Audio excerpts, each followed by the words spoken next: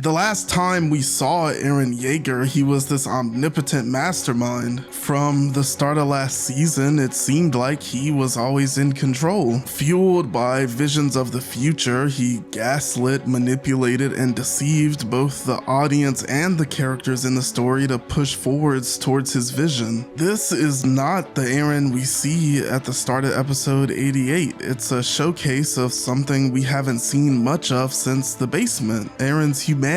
He isn't just some emotionally stunted psychopath who doesn't care about the destruction he's leaving behind. The thought of being amongst the Marlands, seeing everyone that he knows he's gonna kill seriously hurts him. It's a level of vulnerability and weakness that we hadn't seen recently. In that vulnerability, it's the first time we see Eren seriously question what he's doing. If the original King of the Walls was right, and why he can't accept a world where Eldia doesn't exist. After seeing a kid get assaulted by street vendors, a sight that Eren himself would sympathize with, he goes to save him and then hesitates, asking, 俺は何を考えている。いずれこの少年も殺すくせに何を思いやがって。 He has no right to act like the hero in this situation, but still, he can't stop himself. It's this battle of free will versus determinism as we see Eren slowly disassociate himself from his actions. If this is what he decided to do, then surely there couldn't have been another option. After all, the future that he sees is one that already knows Eren's reactions to all of the memories and our choices he made based on his own disposition. He fears who he will become, but he also feels like he has no other choice but to become that person. If there's even a small tiny piece of him that feels like this is the right thing to do, then who is he to argue against the fate and the future that he gets to see through the Attack Titan's powers? This lack of choice is one that I disagree with, but you can't help but feel sympathetic for Eren. The last time he decided to wait around and see or put faith in other people's power, they all died to the female Titan. With all he's been through, it's not difficult to figure out why he feels backed into a corner and feels like genocide and the kind of sick and twisted unity it creates by only leaving one group of people left alive is the only answer to end the cruel cycle of violence in this universe. As we're brought back to the present, there's an even more horrifying implication. Eren didn't start the rumbling just for Eldia or to save his friends, which we know he cares deeply about, but like Erwin and Zackley with the coup for his own selfish desires. This is someone who fought their entire life and watched countless friends die in front of them to escape oppression. First the Titans, then the Walls, only to realize that all of his work, all of the sacrifices were for nothing. The outside world was just as oppressive, just as hostile, and just as feudal as the one he grew up in, and the only thing across the sea were enemies. The visions from Armin's book of an empty playground for them to explore couldn't have been more wrong, and with his dreams shattered, we can finally see that this isn't just fate.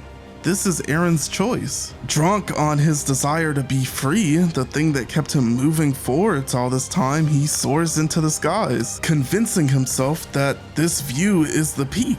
This is what he worked so hard to achieve. But it's just an illusion, one that Eren created for himself to escape reality. His 自由だ is the choice to strip everyone else in the world of theirs. In his childlike state, he's clouded from reality. The clouds he soars above are just smoke from colossal titans. Below his oasis is nothing but horror.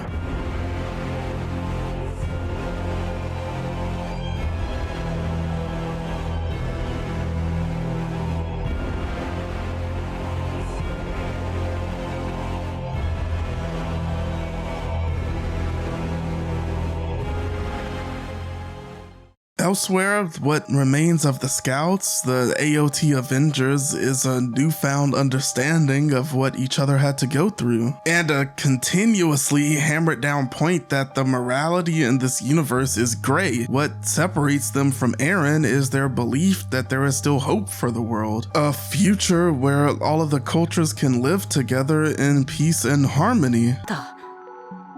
僕らが知らない壁の向こう側があるはずだと信じたいんだ。 None of them are innocent either, though, which is why it's understandable that a character like Annie has second doubts about fighting. Who is she to all of a sudden act like a hero and save the people that didn't give a damn about her in the first place? Even if they stopped the rumbling, it's not like the world would just roll over and forgive the Eldians for the destruction caused by it. Who knows if they're even making the right decision? Is backstabbing their allies, choosing to save the world when the cost could be losing Paradis, a decision that the people they've sacrificed, the pile of bodies they stood on to get here, would be happy with? The truth is, they don't really have time to think about it. The rumbling will continue to march forwards because nobody, not Mikasa, not Armin, and definitely not Hange, could convince Eren of the future they believe in. But even so, they can't find it within themselves to just give up and accept Eren killing the rest of the world as a solution. A decision has to be made.